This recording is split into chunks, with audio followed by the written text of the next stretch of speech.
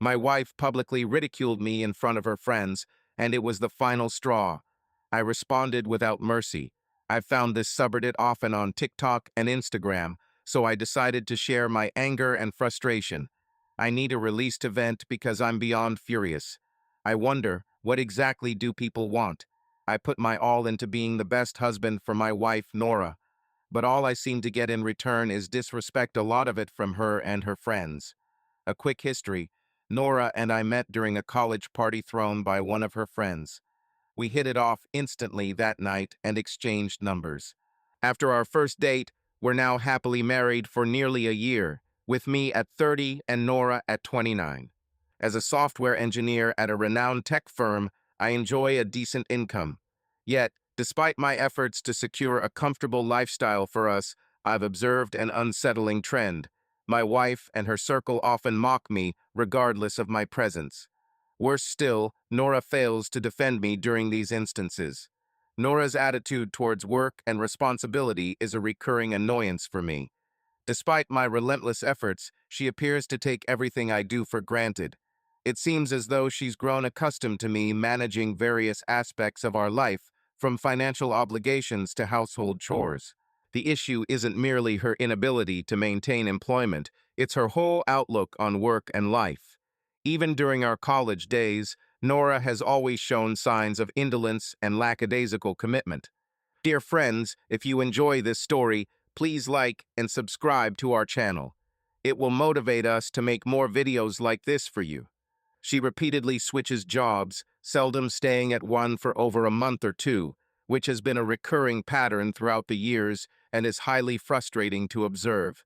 She barely graduated from college, and many of her projects were completed by me due to my concern about her commitment.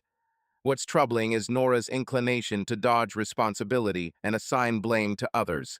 She seldom acknowledges or takes responsibility for her actions or inactions. Instead, she blames professors, lecturers, coworkers, bosses, essentially anyone except herself. Her reasoning for leaving jobs or explaining failures is always an excuse. It's never her fault in her eyes, whether it's the job being too demanding, coworkers disliking her, professors unfairly failing her, or her superiors harboring a grudge against her.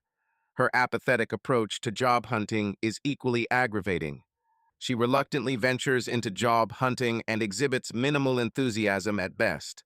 Her attitude suggests an expectation of effortless opportunities without personal investment or accountability in her achievements or setbacks.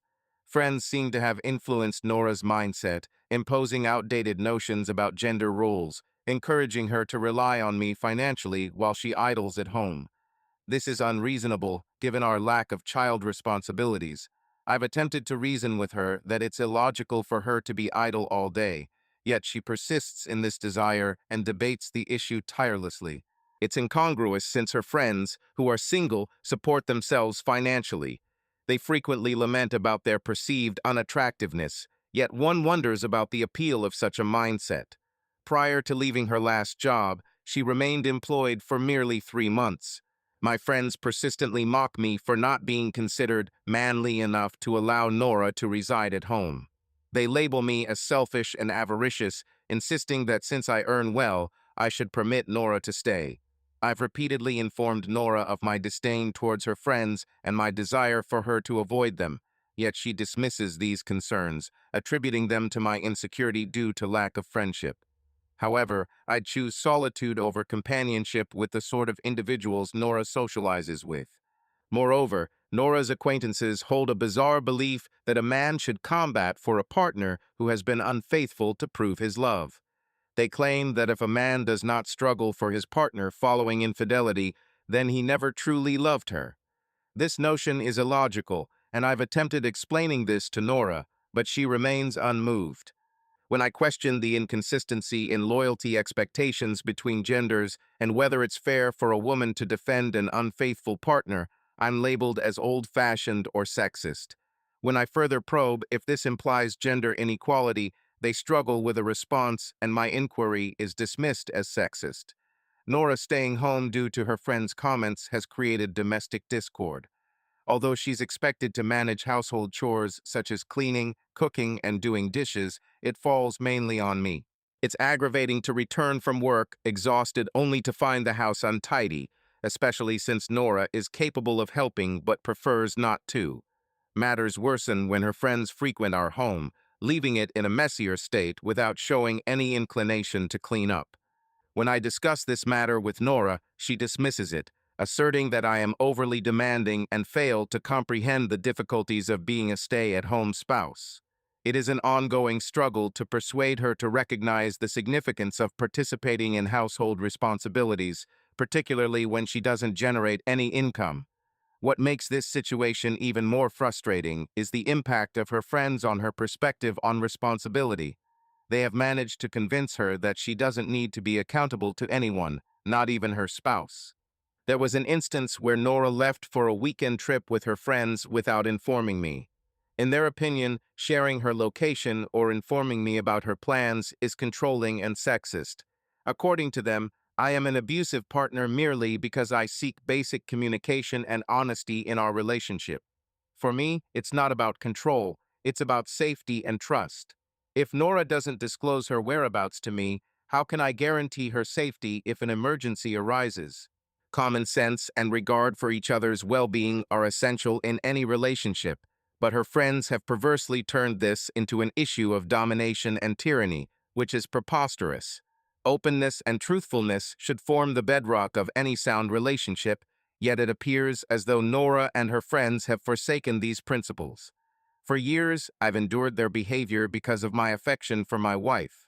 Of course, she had her imperfections. She was susceptible to her peers' influence. At times, she could be indolent, but she remained the woman I wedded, and I bore it patiently. I comprehended that everyone encounters challenges, and I was prepared to assist her throughout them all. The decisive factor for me was like a dam bursting after being filled with rage and resentment for such a long time. It wasn't merely one event that drove me to the breaking point. Instead, it was an accumulation of issues that steadily increased until I could no longer bear it. In retrospect, I recognize that I should have stood firm from the beginning, but perhaps I tolerated it due to not wanting to disrupt Nora's friendships. Their mockery was incessant, reaching every aspect of my life. They demeaned my interests, labeling me a nerd or an oddball, and dismissed my hobbies as absurd. My awkwardness became their favorite subject, particularly when large groups were present. They found amusement in my stumbles, ridiculed my social ineptitude, and it seemed they reveled in my discomfort. What was most painful was seeing Nora participate or chuckle along. She was aware of how much their teasing affected me, yet she often ignored it or sometimes even contributed to it. It felt like a betrayal, as if she valued conforming with her friends over my feelings. Even when I was visibly upset, she wouldn't intervene or ask them to desist. It sparked doubts within me if she genuinely valued my worth or regarded me merely as a source of amusement. The derision extended beyond my pastimes and social interactions, targeting my bond with Nora, which they demeaned with their offensive remarks. They frequently employed the term simp to belittle and emasculate me. Their speech was never light-hearted or cordial. Instead, it was consistently harsh, derogatory, and dripping in contempt. They insinuated I was submissive and weak, implying that I would comply with any request from Nora without question. Their words suggested they held me in low regard for this. Nora often laughed along with them, reinforcing their hurtful comments instead of supporting me. This was excruciating to witness, as it seemed she endorsed their viewpoint regarding my self-worth. A particularly agonizing encounter occurred during one of her friends' birthday parties. The crowd dispersed following the event, but Nora urged us to linger since others weren't departing yet. I wished to leave, but she persisted. Soon, they began publicly ridiculing me for being a pushover, and instead of halting their taunts, Nora joined in. She openly recounted situations where I prioritized her desires or met her needs, effectively exposing our private matters to the crowd. They didn't cease there. They also insulted my intelligence, belittling me by likening me unfavorably to young Sheldon's character, Sheldon, in a derogatory manner, calling me an oddball as a result. They presented being intelligent as a weakness and preferred to mock me rather than acknowledge my intellect. They ridiculed me about more than just my interests or social interactions. It felt like they harbored resentment towards every aspect of my life, regardless of its significance or quality. They seemed to relish finding fault and deriding every aspect without reason. For instance, my position within the tech industry, rather than recognizing its benefits such as lucrative pay, was portrayed in a negative light by them. To their perspective, tech professionals were solitary tyrants who took pleasure in abuse, an utterly false stereotype with no factual foundation. Even my physical appearance wasn't spared from their ridicule. Despite maintaining fitness through regular gym visits and self-care, they managed to make light of the situation. They often joked about my blonde hair, likening me to a Ken doll in an offensive manner. Furthermore, they criticized my workout regimen, stating that individuals within tech should not prioritize fitness, a statement that defied logic entirely. A particularly infuriating instance was when they meddled with something as substantial as the ownership of our residence. The house given by my mother after our marriage was registered in my name due to her reservations towards Nora, whom she dislikes. Although my mother avoided causing trouble or being petty, she wanted to ensure the house remained mine.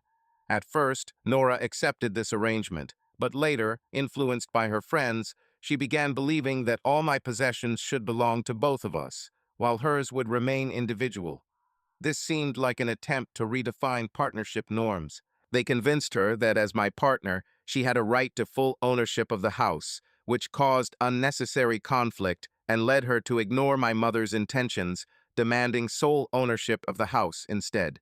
Though I sought a balanced solution by proposing shared ownership, Nora and her companions persisted in advancing unattainable conditions. When I held my ground, refusing to concede due to the absurdity of granting them sole possession of a house I received as a gift, they eventually urged Nora to accept the compromise. However, their interference and manipulation had already put significant strain on our relationship, leading me to become resistant to their unjustified demands. I flatly refused to add Nora's name for joint ownership on the deed, and the incident that sealed my decision was last Friday night, a night that turned into a nightmare. Nora pressured me to join her and her friends for drinks and dinner. While I don't particularly enjoy Nora's circle of friends, she insisted that I needed to socialize more. Reluctantly, I consented, but the evening proved to be anything but enjoyable, leaving me unwilling to accede to their unreasonable requests any longer. Friends of Nora indicated hunger and proposed we all visit a restaurant prior to a bar for drinks. Nora also expressed hunger, so we all concurred. We eventually found ourselves at an upscale eatery, one with slightly higher prices but affordable to me. It was puzzling to observe Nora's friends ordering expensive dishes given their modest earnings, but I attributed it to someone else in the group paying. Nora too opted for a pricier dish, which I didn't object to as I wished her to enjoy herself. However, throughout dinner, they transformed the evening into a mocking session, criticizing and gossiping about me in full view. I opted to disregard them, concentrating on my meal and attempting to avoid their negativity spoiling it. But then, after we finished eating, the server inquired about individual bills. To my astonishment, Nora's friends asserted that I would cover the bill for everyone. That moment marked a breaking point for me. My suppressed anger finally boiled over when they expected me to cover the costs without prior consent. I challenged them, asking why they assumed this responsibility, given that I never agreed to it initially. Their explanation was laughable. They argued that since I earned a consistent high six-figure salary, I should shoulder everyone's expenses. This reasoning was preposterous. Earning well didn't automatically mean assuming financial responsibility for others, especially after enduring their ridicule and disregard throughout the evening. It wasn't about the money. It was about respect and decency, traits they evidently lacked. Matters escalated when Nora joined her companions in arguing that I should pay.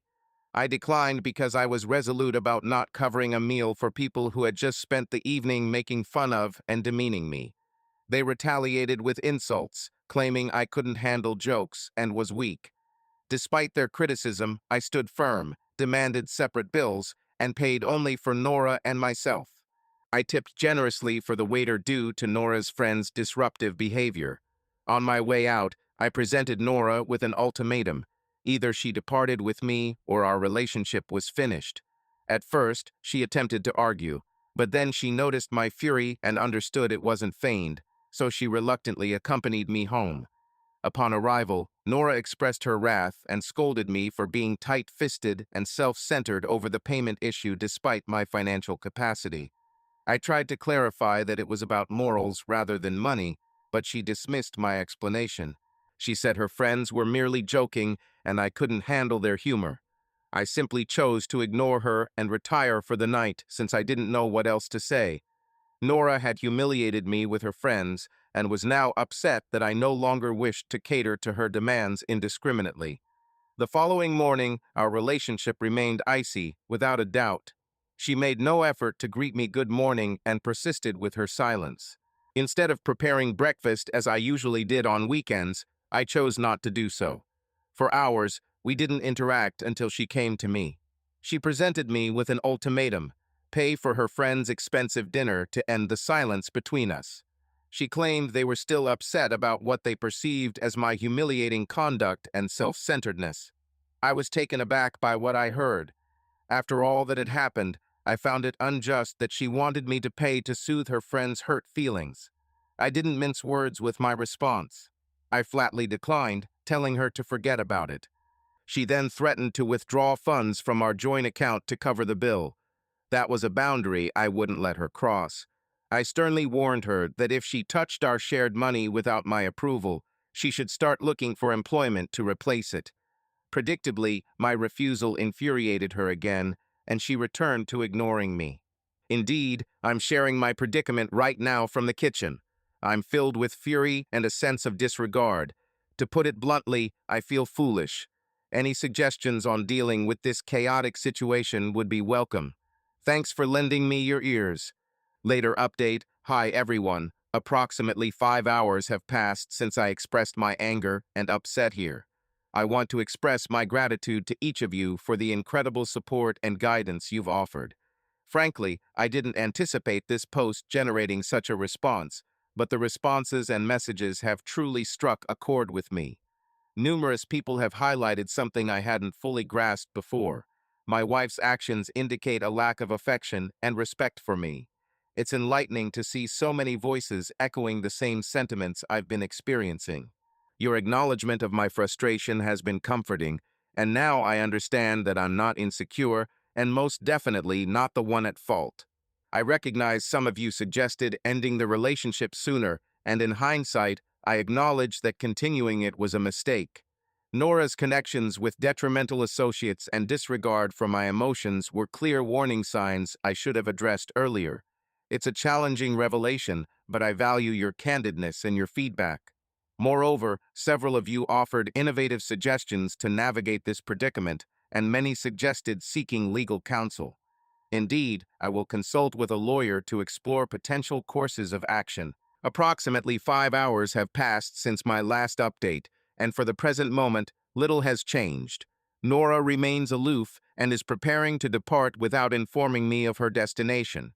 Upon her departure, I intend to safeguard our joint account to preclude any further misuse of funds. I'm convinced she's going out with those acquaintances, and under no circumstances will I permit her to squander my money on such unsuitable individuals. It's high time for me to shake off complacency and regain control over my life. I've come to accept that this relationship has run its course, leading inevitably to a divorce. However, Nora won't find it simple due to the impact this situation has had on me. I'll make sure to keep you all informed about developments. Once more, thank you for your support and advice. They mean a great deal to me. Update. Hey Reddit community, I'm here again with an update. Your encouragement and guidance have been invaluable during this challenging phase. Since my last post, things have taken a turn, so let me catch you up on the latest. The dispute over our shared account caused quite a stir when Nora found out I withdrew all the funds. Her anger escalated as she had pledged to pay for her friend's expenses that evening. This resulted in an intense argument where Nora accused me of being unjust and domineering. In response, I proposed she find employment if she desired independence from my management. I informed her that our shared account would now solely cover expenses. This didn't please her, and she warned she might depart if I didn't return the funds straight away. I remained firm, disregarding her, and retreated to my office and locked myself in. She hadn't anticipated this. She thought I would yield as I often did. Since then, I've been concocting harmless tricks to tease Nora. For example, I carefully placed convincing fake insects throughout the house, knowing she's petrified of them. Her responses were hilarious, and when she questioned me about it, I flipped the script by accusing her of being insecure for not appreciating humor and labeling my antics as mere playfulness. Another prank I've been orchestrating is setting numerous alarms in the morning. Nora tends to oversleep while I must rise early for work. Initially, I shied away from alarms due to their disruption of her sleep, but now I rely on them to prevent me from oversleeping. However, she, being a light sleeper, finds it distressing. Despite her complaints, I maintain that they are essential for my work. Moreover, I've escalated my revenge against Nora by playing psychological games and sowing doubts about her sanity. To accomplish this, I subtly rearrange items around our house, and when she questions the changes, I feign ignorance. Sometimes I even pretend to be perplexed, casting doubt on her memory. This is just the beginning. I've been crafting conversations and plans with Nora only to refute their existence later. It's like a severe form of gaslighting. This continuous manipulation makes Nora question herself and ponder if she can rely on her own mind or if she's merely hallucinating. Last night was the climax. I added another layer to my scheme.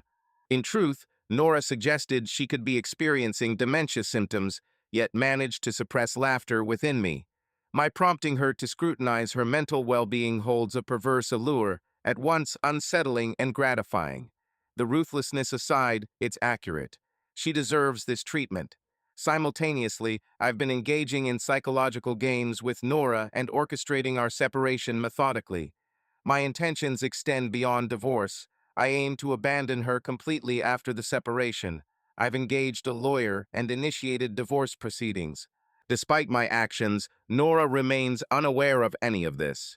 She assumes we are merely navigating a challenging phase, blissfully ignorant of my plans to leave her forever. While my approach may appear harsh, I firmly believe it's crucial for us to part ways independently. Managing the house is one of the major hurdles I face. It's a challenge I must overcome. Though legally, the property is mine, it's designated as Nora's primary residence, leading me to avoid a lengthy eviction procedure if I want her out. Living with her for another half year or more isn't an appealing prospect. Thus, I'm seriously contemplating selling the house secretly from her. Although extreme, it seems the most effective approach for achieving a clean break. In the interim, I'd return to living with my mom temporarily until I secure a new apartment or another home. Pragmatic, wouldn't you say? Though my decisions might appear harsh, they've been well thought out. My goal is to extricate myself from this poisonous environment and construct a brighter future for myself, even if it necessitates difficult choices. Recent developments. Hey Reddit, I realize it's been a while since our last chat, but here's the latest news. Life has been somewhat leisurely recently, and regrettably, I neglected to update, so please accept my apologies. Now, let's get down to business with the actual update. Nora has departed from my residence, an action long overdue, but eventually enacted by my decisive kickout. The means? A grand finale prank, though in essence, retribution disguised as such. Swapping her shampoo and conditioner with a hair removal product, the result was inevitable multiple uses before she discerned the switch. Surprisingly, given the product's strong odor and reaction, it took her several applications to figure it out. Consequently, she suffered an unfortunate haircut, with clumps of hair falling out. So terrified she had alopecia that she sought medical attention at a hospital. Every sighting of her altered coif sparked suppressed laughter within me. For approximately a week, she shunned public appearance due to the humiliation surrounding the haircut. At this point, she subtly indicated that she desired her companions to drop by. In the past, these friends would frequent her home, causing disorder without cleaning up afterward. Their visits ceased following a restaurant event where I refused to pay for them. I suspected that their ridicule of me would intensify if they visited again, so I declined their requests. Instead, I proposed that she visit them. Initially, she hesitated due to her new haircut, but I suggested she could hide it under a hoodie or similar garment and go see them. She found this suggestion appealing and promptly prepared to depart. Upon arrival, her friends picked her up, providing me with the chance to gather all her possessions and place them on the porch.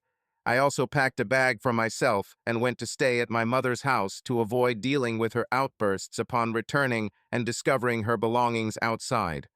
In essence, I chose this method to communicate that enough was enough, and I intended to progress without her theatrical displays. Following my stay at my mother's house, I came to understand that not only Nora should face repercussions, their toxic friends also played a pivotal role in shaping her actions. Many of these friends either betrayed their relationships or were with partners for questionable reasons. Upon delving into Nora's phone and uncovering their group chat, I discovered more than mere ridicule. It was a vault filled with secrets and deceit. I took multiple screenshots as evidence. Subsequently, on platforms like Instagram and Facebook, I found their partners' profiles. For those with private Instagram accounts, I contacted their close friends through either Instagram or Facebook and sent them the damning images. Was my action harsh, cruel, and unnecessary? Yes, it was. However, did they deserve it? Without a doubt, yes. What struck me further was how they would speak ill of each other in private messages. Despite presenting as close friends, they proved ruthless in gossiping about each other. I accumulated proof of this and presented it to them to show the poisonous nature within their group. However, my actions didn't stop there. I messaged Nora a final parting note to put an end to things decisively.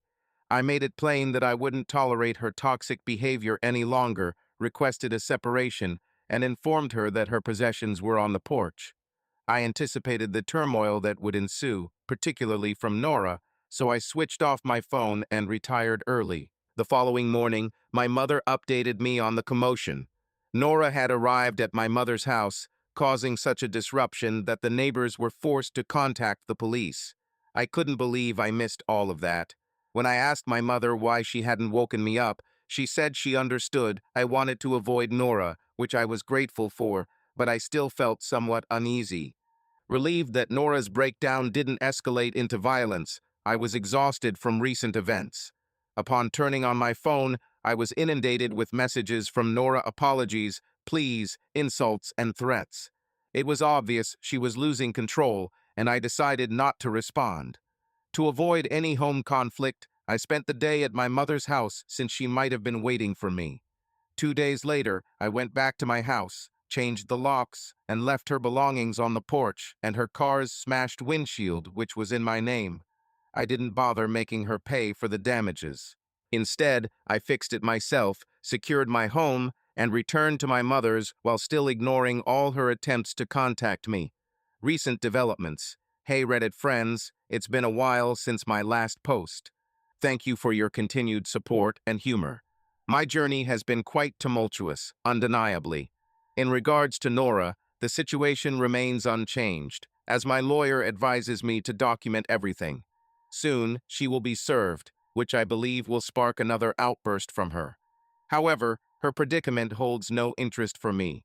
I've reached out to some acquaintances who are more closely connected with Nora than I am.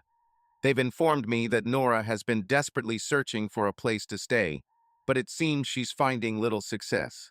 This is because her alleged friends have turned away from her, as they feel responsible for their infidelity being exposed and the consequences they face. The evidence I provided led to many of them parting ways with their partners or facing breakups. Additionally, they discovered that their supposed closeness was merely a facade with undercurrents of betrayal and gossip. Although I'm not proud to admit it, learning about this situation brought me a small sense of satisfaction. Karma seems to have served Nora a chilly dish as she experiences the consequences of her own actions. It's ironic that she hasn't thought about contacting the police, possibly unaware that legally I can't evict her because her house is listed as her primary address. However, I'm grateful for this situation since I wouldn't have been able to endure hosting her for another 6 months. In the meantime, I've kept up with my mischievous acts. I registered Nora and her friends for a barrage of spam emails, and their inboxes are likely overflowing at this point. Additionally, I played a small trick by listing Nora's number on fake celebrity fan sites as a leaked contact number for a supposed celebrity. Given that many people believe such hoaxes, her phone must be inundated with unwanted calls. But hey, anything to keep her occupied. As for an update, it's been a while since my last post on Reddit, and I apologize for the lack of communication. Following a turbulent legal battle, I am relieved to announce a significant victory. Initially, Nora received a minimal amount of funds early on, but it pales in comparison to what I retained. Here's the breakdown. After receiving service, we proceeded through the court process, which ultimately went in my favor due to solid evidence and an excellent legal representation. Consequently, Nora received a small portion of early funds, but fortunately, this won't make much impact. I managed to keep my house, numerous other assets, and was awarded compensation for the damaged windshield that Nora was responsible for. Although I initially didn't plan to pursue it, considering she obtained some early cash, I reconsidered and she was compelled to settle the debt. Her angry reaction was an unexpected but satisfying bonus. As for her current living arrangements post-ordeal, she appears to be homeless, either couch surfing or seeking shelter in shelters. She confessed this to me herself, laughing out loud, likely to make me feel sympathetic towards her. Following the court proceedings, she hurled abuse at me and blamed me for everything. Bizarrely, she later begged for reconciliation.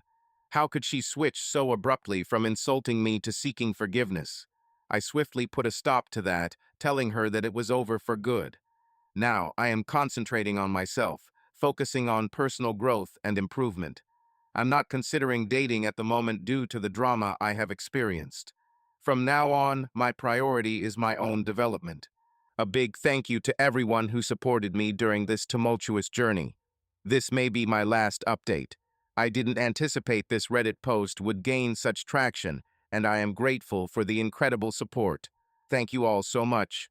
Update. Hey Reddit friends, despite saying that my previous update would be the final one, here I am with another update. It's heartening to know that many of you are still interested in what's happening in my life. After distancing myself from Nora and her harmful group, life has noticeably improved. No more derision, no more disparaging comments about my passions. I utilized this chance to thoroughly clean the house, which without Nora's usual chaos has been effortless. Professionally, I've managed to secure a promotion, a wonderful acknowledgement of my efforts and commitment. Dating is still paused. I may wait some time before re-entering that realm, but I'm at peace with it. Self-care and self-focus are crucial now. As for Nora, her location isn't clear to me. Last I heard, she was grappling with homelessness, which I suppose is unfortunate yet perhaps beneficial. She appears to be trapped in a loop of job changes and difficulties finding employment due to her professional history and qualifications. Nonetheless, I look forward to a promising future.